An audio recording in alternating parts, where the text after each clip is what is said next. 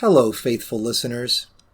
Before you begin this particular podcast, I just want to make sure you understand that it is a direct continuation of the last episode. It's a multi-part series sharing the testimony of our Father's heart and how it came to fruition as two individuals' lives were merged together and eventually became one in Christ Jesus. So before you continue listening to this second part, please make sure that you've listened to the first part and then enjoy the rest of the testimony. The vision received was that of blood cells traveling throughout the body, supplying the much-needed oxygen and other nutrients to the differing members of the body to fulfill their purpose.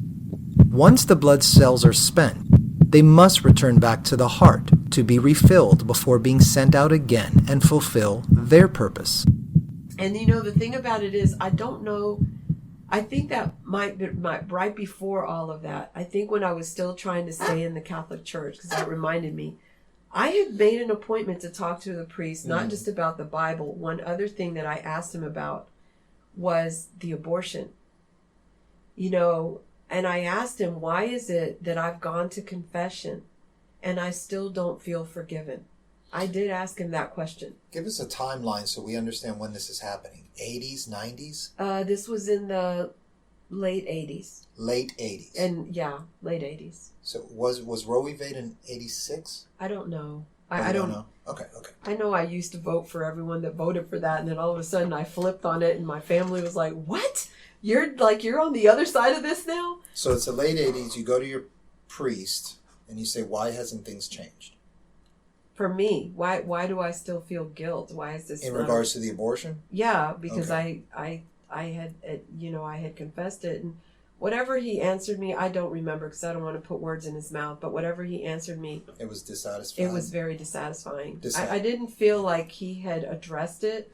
I didn't feel like he had given me I didn't trust his answer. Like he knew what he was talking about. Mm-hmm. So I don't know if it must have been before, because I don't know if that whole thing happened. Now that I had never thought about this, that how the Lord so interestingly does this a lot in my life, where I'm thinking about something, or I'm wondering about something, or I'm struggling with something, and then the answer comes. And in that particular instant, it was not only an answer, it was deliverance. He set me free, because I never again felt guilt. I know it's not right, but I felt that I had been forgiven, and I moved on. Like I really moved on. It wasn't there anymore. So there were a lot of instances that the Lord did that. And with me, I was very hungry. I was very curious, and I assumed everyone that comes into the faith is that way. And over time I found out no. So then I've been humbled by God, because it's like, how did you convince me so much? Or how did you get to me where I was so hungry, where I would sleep with the Bible and books on my bed? I would wake up and go to sleep reading everything I could. I was a voracious reader of God. I just wanted God. I couldn't get enough of him. Every seminar, every Bible study series, anything that I could go to be a part of, I wanted to be a part of. I didn't feel like I could grasp the Bible by myself fully. I'd never tackled the Old Testament. I had another friend that their family adopted me, and they were my age, but they called me their child. I lived with them for a year, but she had a series of books that went through the Old Testament, and I put myself through that. That was before I went to ministry school, because I was so starving to know everything I could about God. And I was always humbled by the things that he did and confirming himself to me. He was always confirming his word, always. And it would come to me in multiple witnesses. It would be different people, like I said, that were not connected to each other. Mm-hmm. One time I heard Johnny Erickson Tata. If anybody doesn't know who she is, she was a woman who, I think in a diving accident in a lake, became a paraplegic. Mm-hmm. And she was doing radio broadcasting, for devotionals. And I heard her, and she was talking about, she paints with her mouth. She uses her mouth and stuff. But she was talking about this, how she said this to herself, and it was, great is thy faithfulness, Morning by morning, new mercies I see. All I have needed, my heart, I have ever wanted. Yeah, great is thy faithfulness, Lord, unto me. Okay, so I was like, whoa, that is so cool. And I went and I told this friend of mine at the gym, I'm like, I just heard this broadcast and she said these words and she said, Patricia, that's a song we sing in church. And I'm like, what? I've never heard that song. And so I think she invited me to her church and I think she told the people to play that song. And, you know, I heard the song and I was like, oh my goodness, that's an amazing song. And I got into it. My other friend, Marcy, got me into Hosanna Integrity. They sang the word. So I learned a lot of the word too through song. Because then I would sing these songs and then I would be reading the Bible and I'd be like, wait a minute, I just sang that in church last week. So God he did a lot of that for me in the beginning of my walk and continues to. Well, I think one of the examples of your testimony, if people are listening or extrapolate, because you keep wondering, why is it that the Lord was so good to you? Why was it? And it's just because he's merciful. I mean, that's flat out. That's flat out. He was just merciful. But he's merciful to everybody. But not everybody gets the same results as you did. And the reason why, it goes back to the parable of the sower. There's some places that are the wayside. They don't embrace the word at all. They're just ignorant to it. Then you got some that are like the thorny. Then you got some that are like the stony. And you got some that are of the good ground. Well, even the thorny ground received the word. But it had issues. Issues of the cares of this world, the affairs of this life, consumed them. And so the fruit didn't come through with that. And then you got the stony heart, which also received the word. But the word was not able to create root in itself. And then there was the good ground. But the good ground embraced it. And the good ground found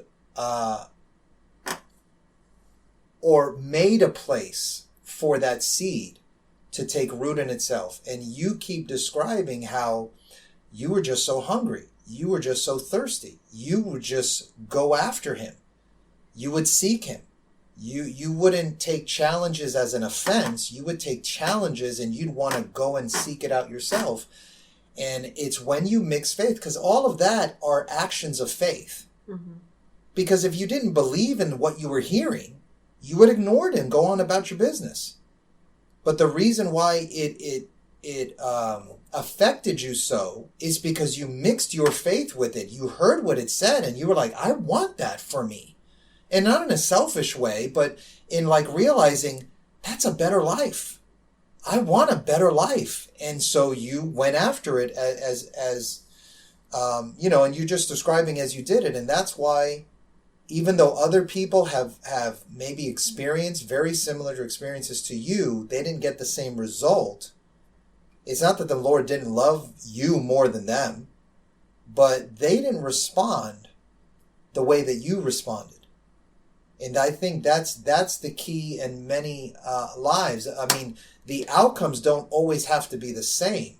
But, there's some people that have been through your situation, previous marriage, horrible experiences, and maybe they didn't get married again. Maybe they didn't get to have a family again. But that doesn't mean that the Lord wasn't faithful to them. And if they responded the way that you did, the Lord can turn out their life in a very, very positive way. And it didn't have to be the same as you, that you got married again later on and had 3 kids. But it's always the response of the heart. I share this with some of my students in my classes. I shared this last year with a student that was just having issues of attitude. She just wasn't grateful and wasn't thankful. And now I'm blanking on the name of the person.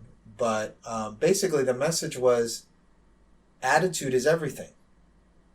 And he was saying, we all go through experience. I'm paraphrasing. We all go through experiences in life, and it's how you respond to those experiences that make all the difference in the world. Some of us will have the same experience as someone else. Someone offended us, someone insulted us, someone demeaned us.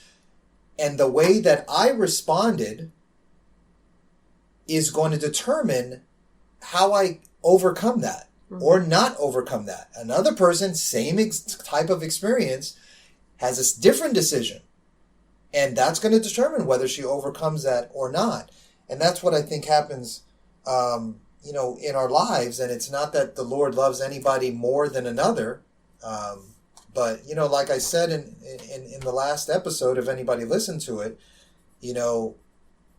I was asking the Lord, why, how, because I struggled to understand how he could be so merciful to me. And then he spoke to me. I did it with Noah. Why wouldn't I do it with you?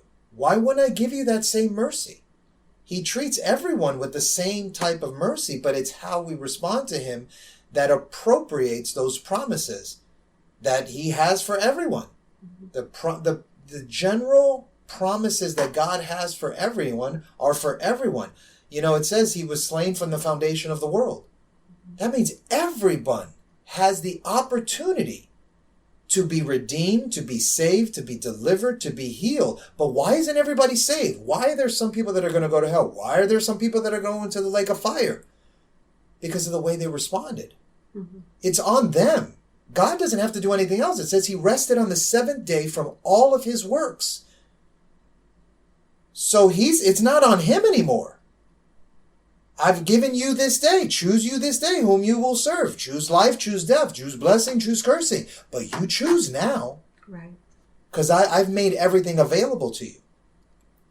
So I appreciate you sharing all that. I'm glad you've been so honest, because I think the marriage, I was wondering if you were going to share it. Not that I thought you'd be afraid to. And your abortion, I didn't know if you were going to bring that up. Because it's those type of things that, people, if they ever do get to know you at the present moment, I think those are integral parts of your testimony to explain why are you where you're at now. Because some people will say, well, you did it when you were young. How could you speak against it now? Well, because now I know better.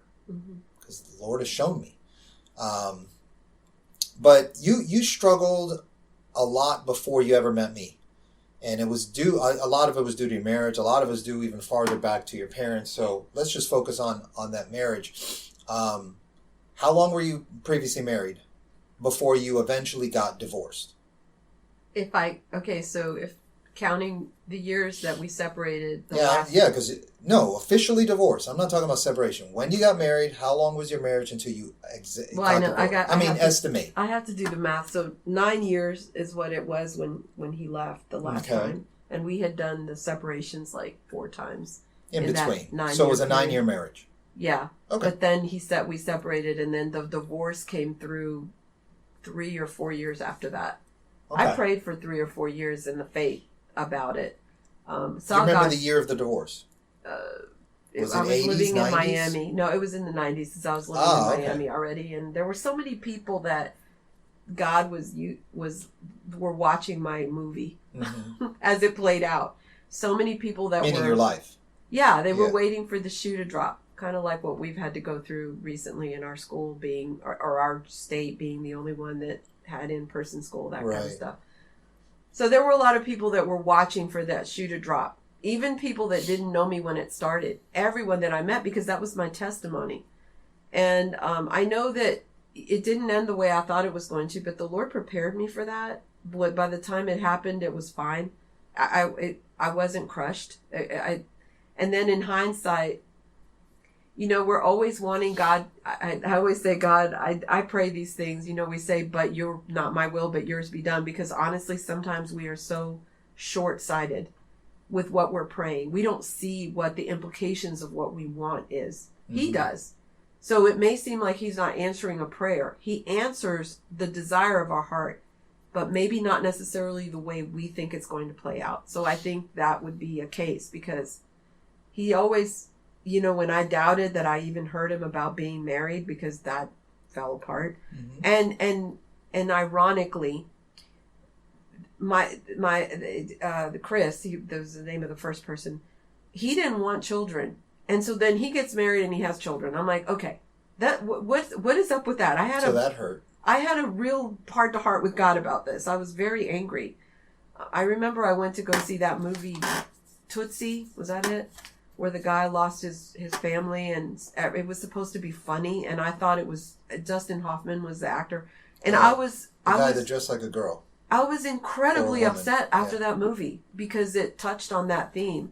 So I had a heart-to-heart with God about it because I'm like, here I am wanting to have a family. I want to have a marriage the way you said. I want to have children. And the person who didn't want this, who, wrecked my, I felt wrecked my life, wrecked my credit, wrecked a lot of things. He's getting it. Why is that? And I wrestled with that a lot. But the Lord kept telling me, I am preparing a person for you. I am preparing your husband. I'm preparing you for him. I'm glad you mentioned that because that's where I'm kind of going with this. You met me in December 1997 for the first time. Yes. When did you divorce officially? You said it was the 90s. How far back from 97? 92? 93? Somewhere in there. Okay. I won't say what happened to me in 92 because then that might, everybody could figure out everything from there. But let's go back further. You said that there was a prophecy spoken over you. Yes. Early on. I'm assuming it was before the 90s. It was. So it was the late 80s and was in this Restoration Church. It was actually in 91 because that's when I moved to Miami. So it was probably... Okay, so it was right before you left. Yes. Okay. So how long were you part of Restoration Church? So from 83, 3 years, yeah. 3 years? You said 83 or you meant 3 years? 88, sorry, 88. Okay, 88 to 91. Okay, so it was in the late 80s that God seemed to be getting a hold of you. Yes. You slowly came out of the Catholic Church. You started getting more into the Word. You became a part of Restoration Church, which is a non-denominational church. But there was a lot of body ministry. Yes. There, where there was, ministering, healing to your fellow brethren. Yes. Men and women. And then learning how to move in the gifts of the Spirit. Yes. So I assume if you were moving in the gifts of the Spirit, then they believed in the baptism of the Holy Ghost? Yes. Okay, so did you receive the baptism of the Holy Ghost? I did. Okay, when was that? Okay, so that was another interesting story. I went to, I think it was Kenneth Copeland, because he was in that area. So they kind of, they weren't, it wasn't an affiliation, but all the ministries in Dallas were united. Kind of like they were trying to reach the communities. A lot less division. There was no division. So when I came to Miami and I ran into that, I was like, I don't know about no division, but very little that I was aware of. I wasn't aware of it. More cohesion back then. There was much more cohesion. Okay. And so I went to this Bible thing that Kenneth Copeland's church was having, and they were talking about stuff. And I don't remember what the topic was, but somebody asked the question of, well, how do you pray when you're struggling with something? Mm-hmm. How do you know what to pray? And they said, well, you pray in your prayer language. And I'm like, I raised my hand. I was like, what's a prayer language? I mean, there was a lot of people there and everyone looks at me and I'm just like, well, I've never heard that. What is a prayer language? And so they were like, do you want to have a prayer language? Would you like to receive the Spirit? And I'm like, yeah, I sure would. Okay, so then their understanding, just to clarify for others, because there are some ways that things are described that are not really things that we believe in, but we understand where they're coming from, and this is the way they describe it, like slain in the Spirit, and, prayer language. I mean, that's not even in the scriptures, but let's go beyond that. Okay, so when they said prayer language, then they tied it to, well, do you want to receive the Spirit? Yes. So obviously to them, you can't have a prayer language unless you receive the Spirit. Right. Okay. So from there, they talk about, well, do you want to receive the Spirit? And what was your answer? Yes. Okay, so what happened? I went to the front and they prayed for me. And I fell back again. And this is a different one. Yeah. Well, did they push you? No. The wind didn't come and knock you underneath your feet? No. Did your knees buckle and you just got all weak or something? You're asking me to analyze something that I just know I fell. It just happened. Just fell. And so I was laying on my back. You can't help others kind of realize, well, this is probably what it might, feel like. It's just, you just fell back. I was praying and Did then somebody catch you? Probably. Or you just fell on the floor on your back? No, I think they had people. I think that's, I don't know. I mean, that's usually what we see on TV. I just remember being on my back, and when I opened my eyes, I was praying. Uh-huh. And there was Marcy's sister was there, and she was praying over me, and she was crying, and she's like, I think she told me I was praying in tongues and I had received the Spirit, but I was praying in the Spirit. Okay, so you recognized it. It wasn't you were just told that you did it? I didn't understand, because I really didn't. I just was praying in the Spirit, and then they told me, you're praying in the Spirit. I mean, I didn't, like, some people, I don't know, some people, like, really want to pray in tongues. I didn't even know what that was until that was probably good, because I think that's one of the things that causes people today to get lost. Yeah. That you heard about a prayer language, but then they tied it to, do you want to receive the Spirit? You didn't know what that meant. You didn't know what that looked like. You didn't know what that was about. So there was no ideas in your mind that were blockading you from actually just flowing with the Spirit and whatever He does with you. Whereas some people today, they're more focused on, speaking in tongues. Yeah. And they're so focused on the idea of speaking in tongues that they can't get beyond the fact that it's not about speaking in tongues. It's just about receiving the gift of the Holy Spirit. And you're just gonna flow in tongues unbeknownst to you, or not out of your own volition. It's going to be as the Spirit gives you utterance. You're just going to do these things. So that kind of gets in people's heads, and they can't get beyond that. But that didn't happen with you because you didn't know what to do. You didn't know what to expect. Right. They prayed over you, and the Spirit had its way with you. I was hungry. I think the feeling for me always was whatever God, when they said that, I'm like, I want that. I want to, because also I had the need of being able to pray and knowing how to pray, because I had all the tangled mess that was going on in my life, and I wanted to be able to pray God's will. And this was like, oh, this is a guaranteed way I'm going to pray God's will. So, I was praying in the Spirit a lot after that, all the time. I was up at night. I was battling in the Spirit. I took that literally. So that which was never in you became a common occurrence. It became a common occurrence. My friends, or a common practice, if you will. My friends that I lived with said I would even do it when I was sleeping. Like, they said, you were praying in tongues last night. I'm like, oh, okay. I could testify to that. Oh, I do that? Well, you're mumbling something. I don't know what you're saying. Well, they said I was praying really loud. Sometimes you go to bed and you're praying, and then it's almost like a continual prayer through the night type of thing. But that's fine. But yeah, so it became a integral part of my life. I did Joshua marches. I would go in situations that I was in that sometimes there was a building. I would march around the building 7 times. I was just. I said, well, that happened in the Old... you're putting into practice what was in the Scriptures. That happened in the Old Testament. Why can't it happen now? Lord, I'm standing on your word, and I'm going to go do this. Okay. So that happened before 91? Yes. Okay, so you had received the baptism of the Holy Ghost. You talked about how you wanted to get baptized, which is a different baptism. That happened beforehand. And then 91... or 90 came around, this prophecy was spoken over you, that you were going to have a family. Could you clarify that again? Yeah, that he was going to, it was a lot, so... as best you can. He was going to give me a family, and he was going to give me 2 children, because I think when I shared the prophecy with my mom, she thought I was going to be working in an orphanage. I think that was the idea it kind of got in me too, and then I was going to be a missionary. I had a lot of ideas of what God meant by a lot of things that he said, and that's not exactly the way it played out.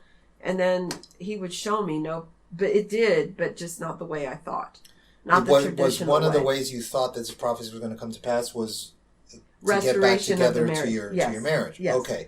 And then 1 year later, the marriage is over. Is that or right? Not 1 year. I think it was a couple of years, because when I moved to Miami, the thought was... So 92? Maybe, or 93. Okay. Somewhere. But definitely the prophecy was in 90. Yeah. Because you said you had to wait 7 years. And you met me December of 97. And the thing is, too, after that, I was in restoration. I graduated from ministry school. The next prophecy that came was not one that I was very thrilled about. But I was thinking about moving to Miami, but Miami was a bear because my ex-husband had moved to Miami with his girlfriend. Well, why did you want to move to Miami? Well, there were saints there. I don't know. I felt like God was telling me to, but I didn't want to. I was afraid to. You don't think it had anything to do with him moving to Miami? Yeah, no, but I was afraid to because I was gonna have to face that, but in my heart, I knew this has to have a resolution, and it's not gonna have one with me here and him there, something like that. Okay. But I was wrestling with it, and I was at church, and it's not something I spoke to a lot of people. And again, we were in a big church, so like for the pastor to, I didn't really ever. I did go to his house because my best friend's sister was married to his son, but it wasn't like we were super close or anything. But he was a gentleman. I really loved him a lot. I loved listening to him. He went on rabbit trails, but I loved listening to him.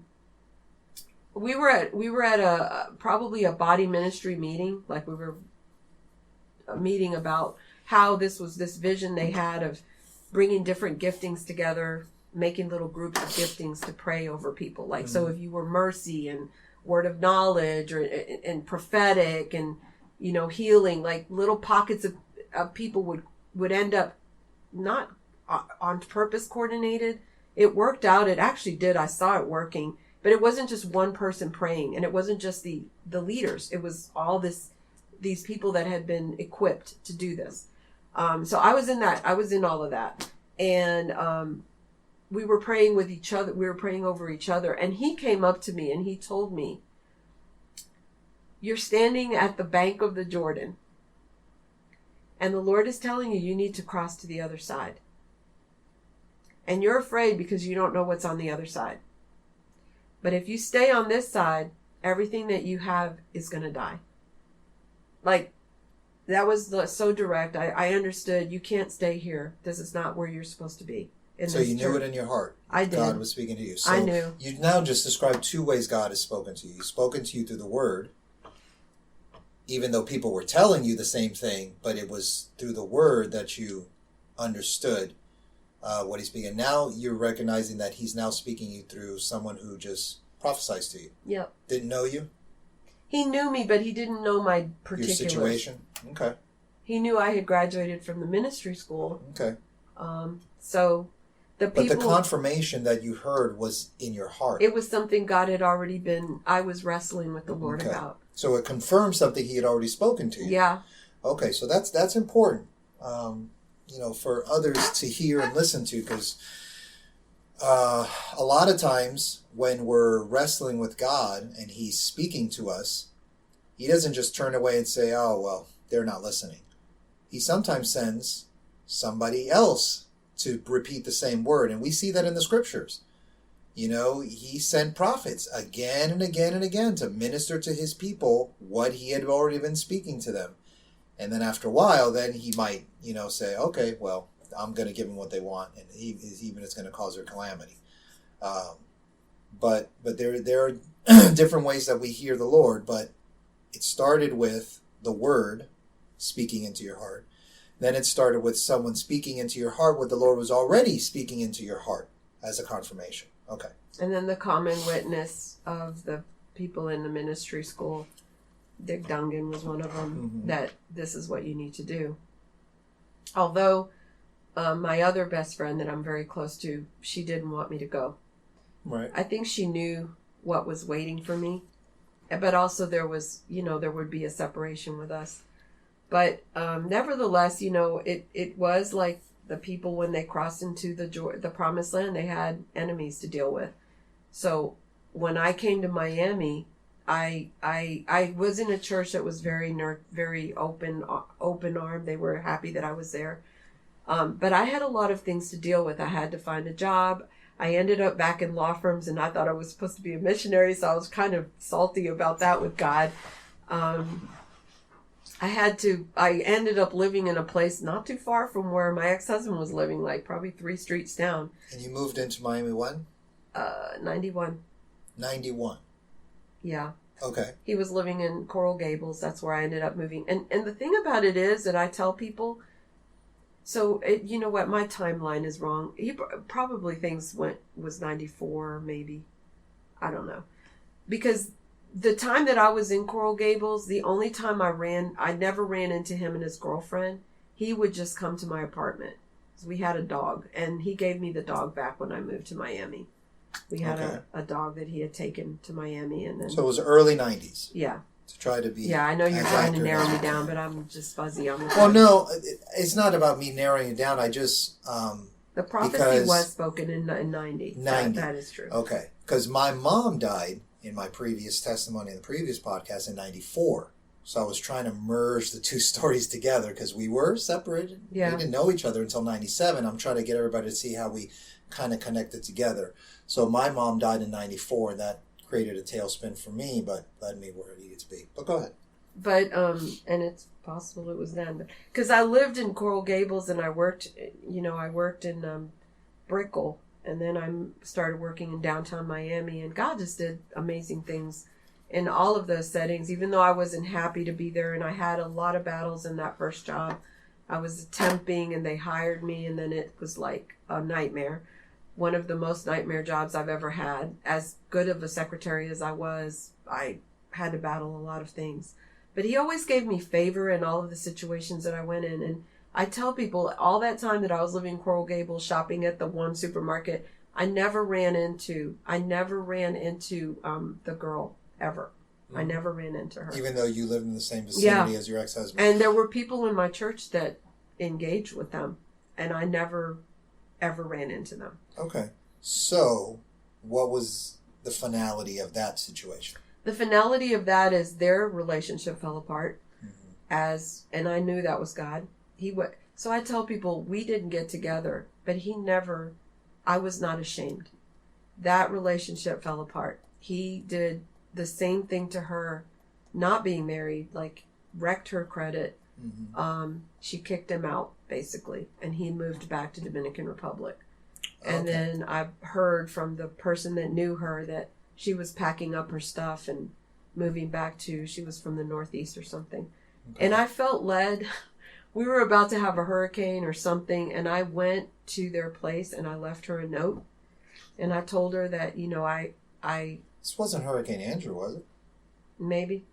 Wait, when Andrew was in Hurricane? 92 in August. Oh, well then that's when that was. Yeah. Ah, okay. Yeah, that'll help tie it down. Well, yeah, those are landmarks because August 92 is when Hurricane Andrew came into Florida, and that demolished all of southern Florida. Yeah.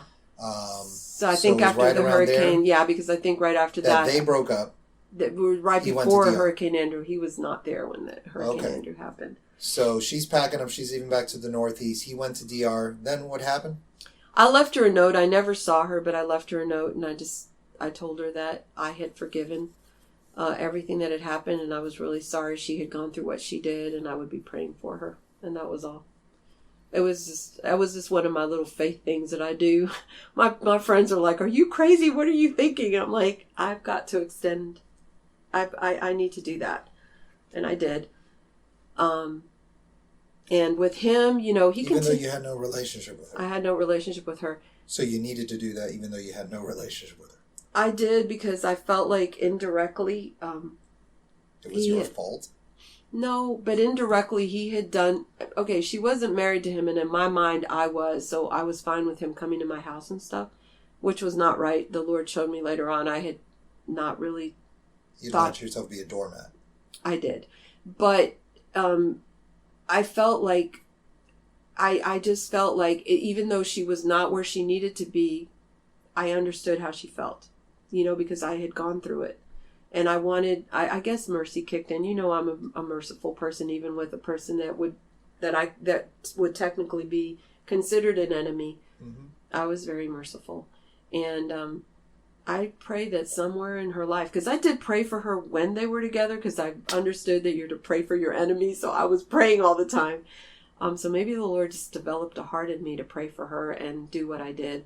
But there was a release in my heart when that happened, and shortly thereafter, I did get a call from his attorney over there, who was a friend of ours, that they wanted to know if they could serve my family who had moved to the Dominican Republic with divorce papers. And I said no, because they didn't marry him, I did.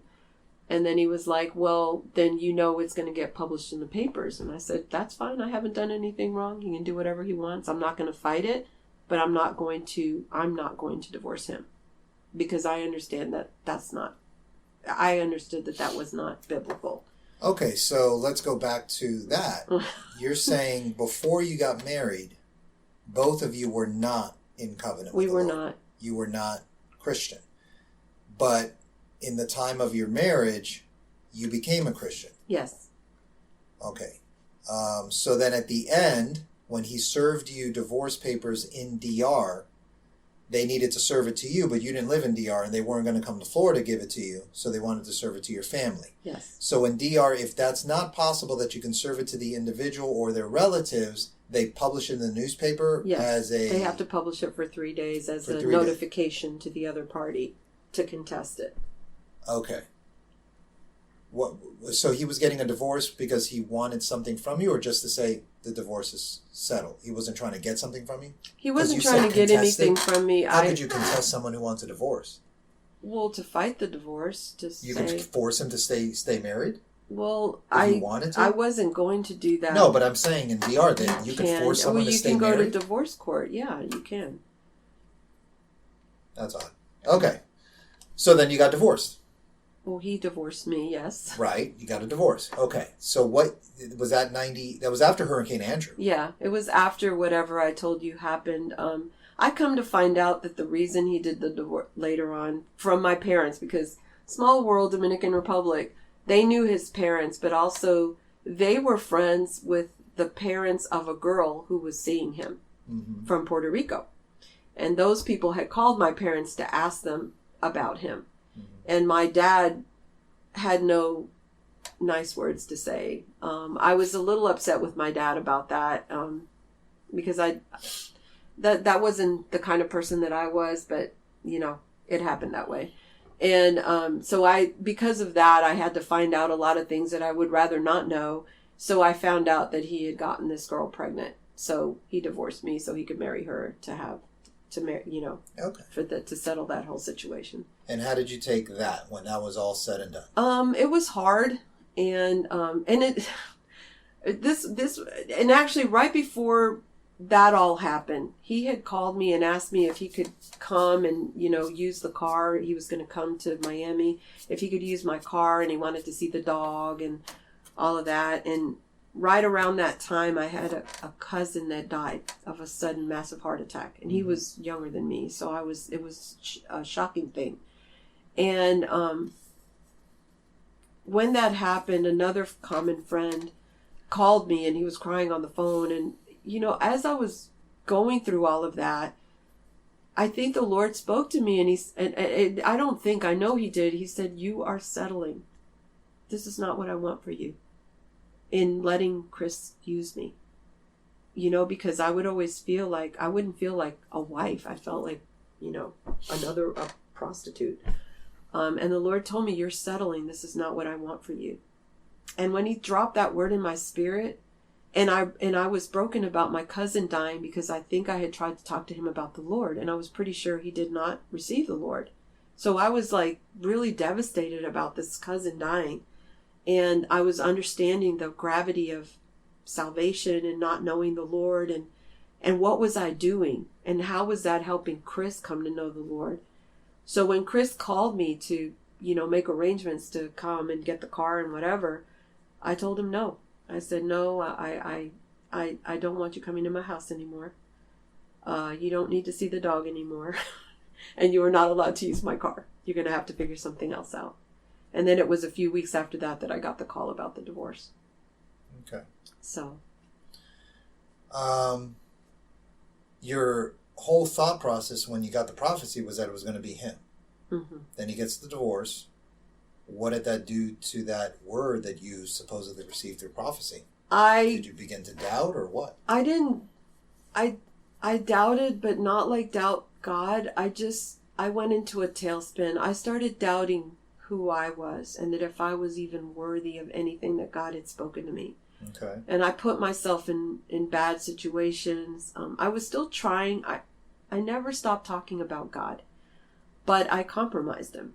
when I was doing it. I got into relationships with men and it just, they knew I was a Christian, but I always ended up compromising God.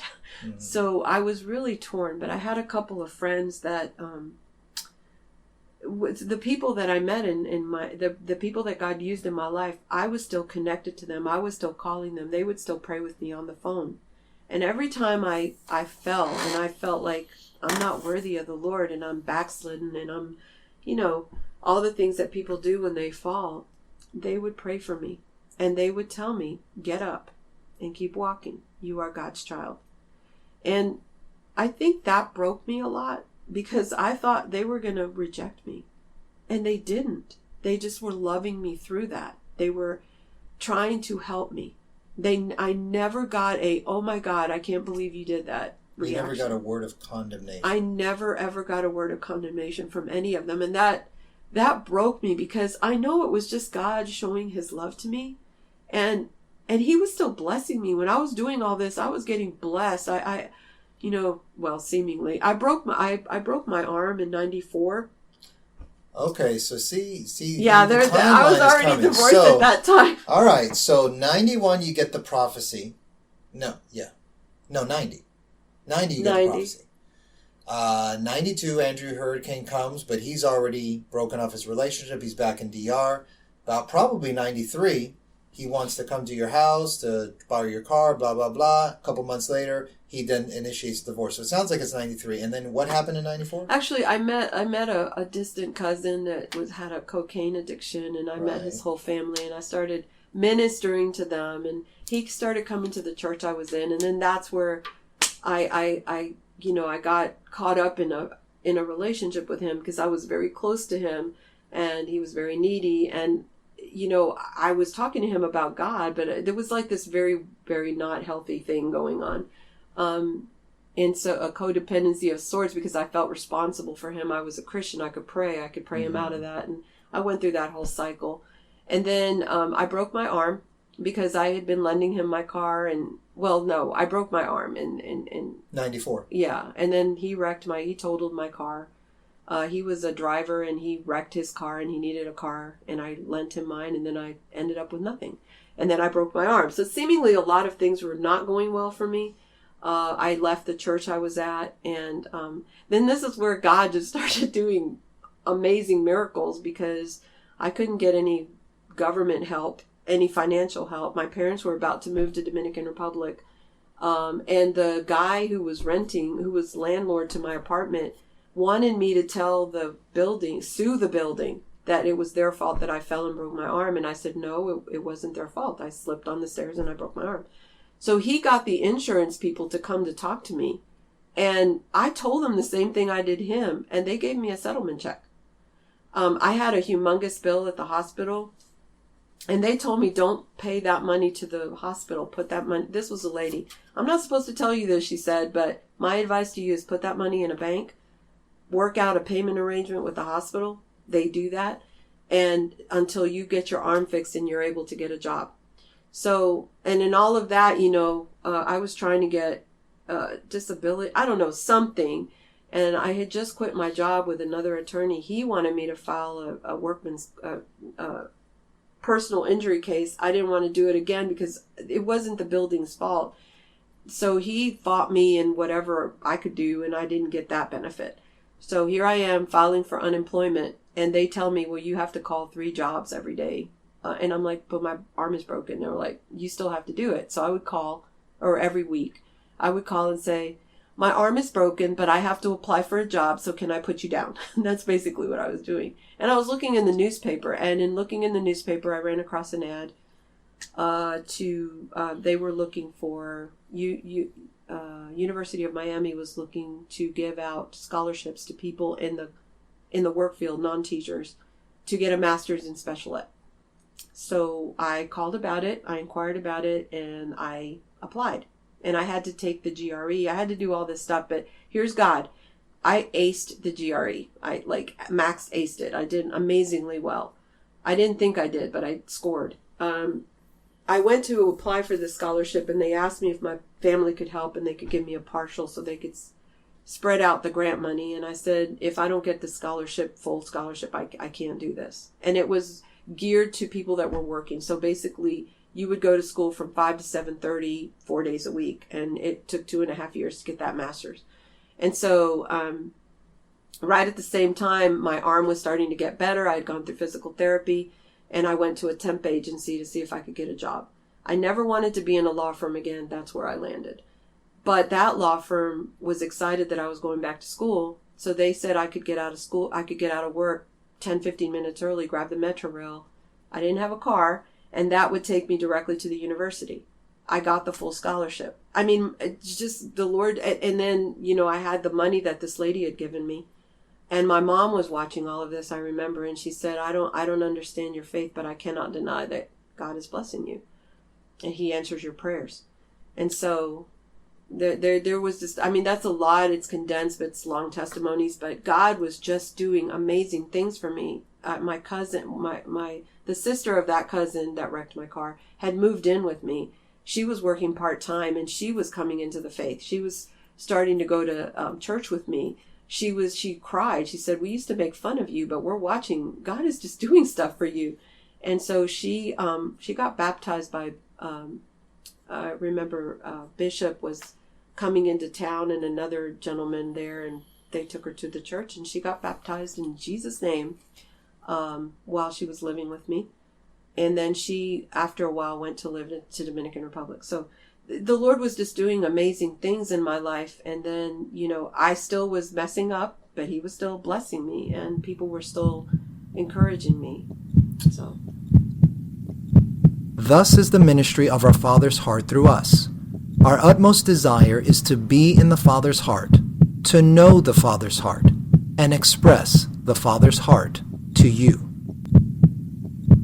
If you appreciate listening to this podcast and were blessed, pass it along to someone else by text, email, or word of mouth in the hopes that they might be positively impacted as you were. If you are interested in supporting our efforts, we would ask you to consider the following. 1. Pray for us. 2.